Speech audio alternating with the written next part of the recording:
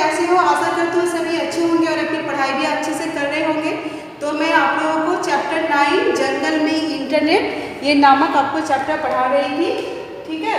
तो इसके पहले मैंने आप लोगों को बताया था कि ये जंगल में इंटरनेट ये एक जंगल की कहानी है, जिसमें जंगल के जानवर इंटरनेट जंगल में आने के कारण बहुत ही खुश होते हैं और इंटरनेट में वे अपना काम करते हैं, अपने दोस्तों के साथ चैटिंग करते हैं, ठीक है। तो इसी के बारे में आप लोग मैं आगे भी पढ़ाऊंगा। इसमें इसमें जो मेन जो है चरित्र है जो है एक चंपू बंदर और एक है आपका पीकू शियार, जो कि वो चंपू बंदर के तरक्की से वो बहुत ईर्ष्या करता है।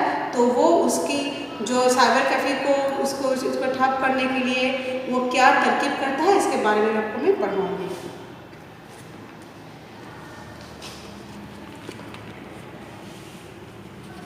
फिर है यहाँ पर जिस तरह आप लोगों को पढ़ा कि जब इसके जो चंपू बंदर का जो साइबर कैफे बहुत अच्छी तरह सभी जानवर वहाँ पर यहाँ तक कि जंगल के जो शेर है वो भी यहाँ पे आके चैटिंग करते थे, काफ़ी समय तक वो समय बिताता था।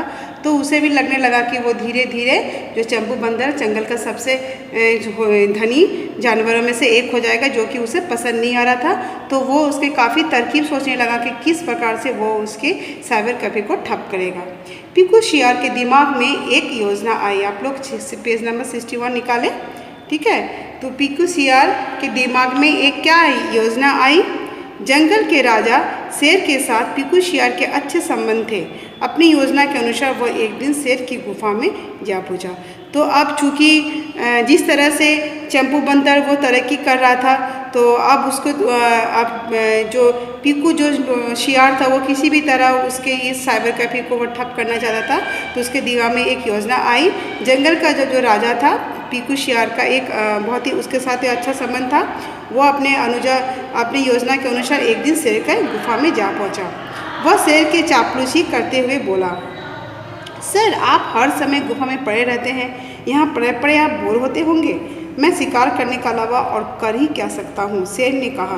तो एक दिन चापलूसी करते हुए जब शियार ने पीकू ने कहा कि आप यहाँ पर हमेशा गुफा में पड़े रहते हैं, आप यहाँ पर बोर नहीं हो जाते हैं, तब शेर ने क्या कहा, मैं शिकार करने के अलावा और कोई काम नहीं कर सकता हूँ, आपको नई नई चीज़ों की जानकारी नहीं है। तब पीकू ने कहा कि आपको तो नई नई चीज़ों की जानकारी नहीं है, आपको नई नई चीज़ों की जानकारी होनी चाहिए। फिर पेज नंबर 62 निकालिए। प्रयोग से आप यहीं बैठे बैठे अपने दूर के रिश्तेदारों से बातें कर सकते हो, दूसरे जंगल के शेर से शिकार के नए नए तरीके भी पूछ सकते हो।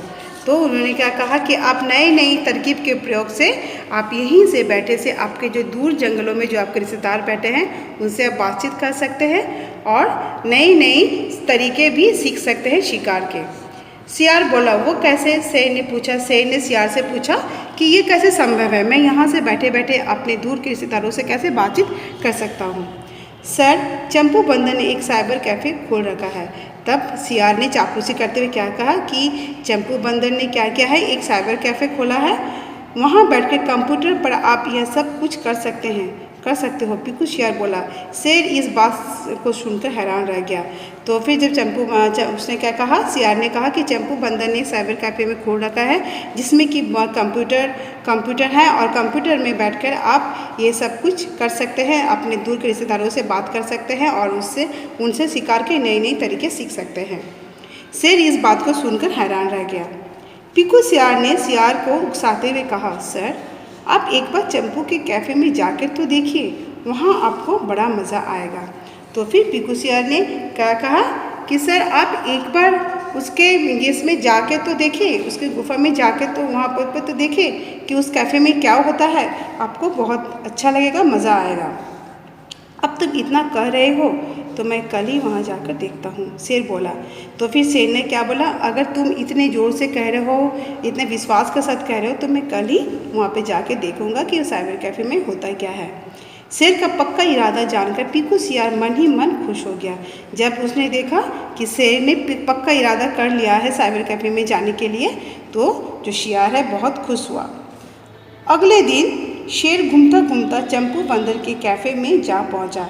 फिर अगले दिन क्या हुआ, शेर वहाँ पे घूमता घूमता चंपू बंदर के कैफ़े में जा पहुँचा। वहाँ पर जो क्या हुआ, वो चंपू बंदर के कैफ़े में गया। उसने क्या किया, चंपू ने उसका स्वागत किया।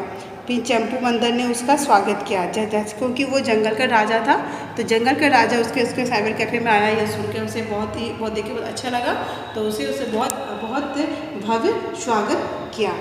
चंपू ने शेर को कंप्यूटर चलाना सिखा दिया। फिर चंपू ने क्या किया, उसे कंप्यूटर चलाना सिखा दिया और शेर ने अपने साथियों के साथ खूब चैटिंग की। फिर वो जब कंप्यूटर चलाना सीख गया तो वो अपने जो दूर जो बैठे रिश्तेदारों से उनके साथ बहुत सारे बातें की, चैटिंग की। उसने कई नए मित्र बनाए और इसके द्वारा वो इंटरनेट के द्वारा वो नए मित्र भी बनाए। कार्टून चैनल देखकर तो उसे बहुत मज़ा आया। फिर चूँकि कंप्यूटर में कार्टून चैनल भी होता है, तो शेर ने कार्टून चैनल भी देखा और बहुत ही उसे मज़ा आया। तो इस तरह से आप लोग देख रहे हैं कि किस तरह से चंपू बंदर के साइबर कैफ़े में शेर भी जो जंगल का राजा था वहाँ पे जाकर वो चैटिंग करता है और अपने रिश्तेदारों से वो चैटिंग करता है और बातचीत करता है और नए नए मित्र भी बनाता है। तो मैं इसका बाकी का अध्ययन मैं आप लोग को नेक्स्ट क्लास में पढ़ाऊँगी। तो आज मैं जो जीवन मूल्य है जो आपको पहले के क्लास में बताया था वही आपके जीवन मूल्य है, जिसमें आपने कहा था कि बुद्धि का प्रयोग करके जिस तरह से चंपू बंदर ने शहर में जाकर इंटरनेट सीखकर फिर वो जंगल में आकर जो साइबर कैफ़े खोला, जिससे कि जंगल के जो जानवर थे उससे उन्हें भी बहुत लाभ हुआ और वे उसका उपयोग करके वो चैटिंग करते और नई नई चीज़ों के बारे में जानते थे। और ईर्ष्या जिस तरह की भावना ना रखना, जो कि मैंने आपको कहा कि जिस तरह से इसमें दिखाया गया है, इसमें जो पीकू सियार है जिससे बहुत काफ़ी ईर्ष्या है दूसरे जानवरों से, और ख़ास करके जो चंपू बंदर जो कि बहुत ही अधिक तरक्की कर रहा था उसके साइबर कैफ़े खोलने के बाद, तो उसके जो इस तरह की ईर्ष्या भावना आने के कारण क्या हुआ, वो उसकी तो साइबर कैफ़े को ठप करना चाहता था। तो बच्चों, आपको कभी भी अपने मन में ईर्ष्या की भावना नहीं रहना चाहिए, तो आपको सिर्फ अपने काम में मन लगाना चाहिए। तो मैं आपको तो कुछ शब्दार्थ में आप लोग को बताऊंगी, ठीक है।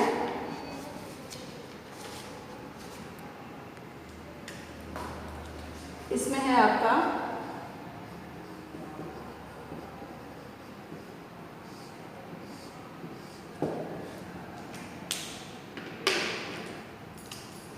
पहला है आपका बोर, उबना, बोर का क्या होगा, उबना। फिर है आपका चस्का,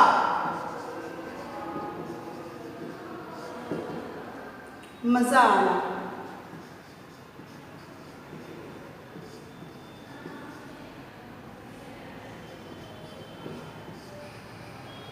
समस्या,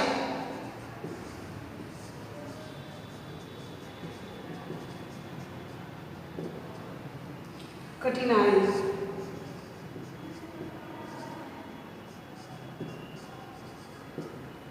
इसमें क्या हो गया, जैसे वो बोर होना, यानी कोई भी चीज़ हम लोग अगर बहुत समय तक करें तो उससे हम लोग बोर हो जाते हैं, यानी उब जाते हैं।